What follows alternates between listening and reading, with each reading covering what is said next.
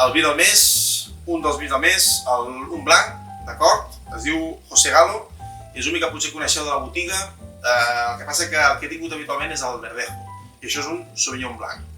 Nova anyada, 2020, d'acord? Anyada corrent.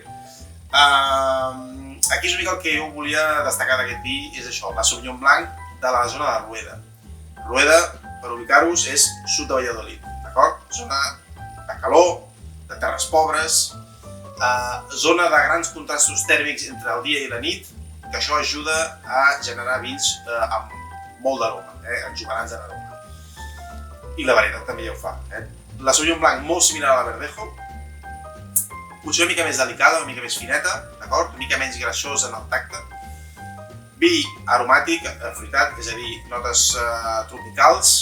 Quan dic notes tropicals vol dir sensació com de plàtan verd, de pinya, acompanyat una mica de pomelo, així, aquesta frescor mica marganteta, i alhora una sensació fresca del conjunt d'herba tallada, cosa que el fa agradable. Sí que és un vi una mica curt, d'acord? No és un vi de grans complexitats, és un vi que busca facilitat, amabilitat.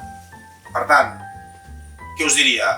Recomanat amb plats de closca, tot té fruits del mar, closca bàsicament, amb salsa, pot ser, amb alguna salseta que porti, no sé, algunes anet, coses així fresques, d'acord? O un picoteo, aperitiu, copa de benvinguda, tot això, val?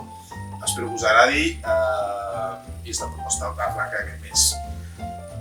Per rematar-ho només, per què, això, m'agrada explicar per què escollim aquest vi, doncs això, perquè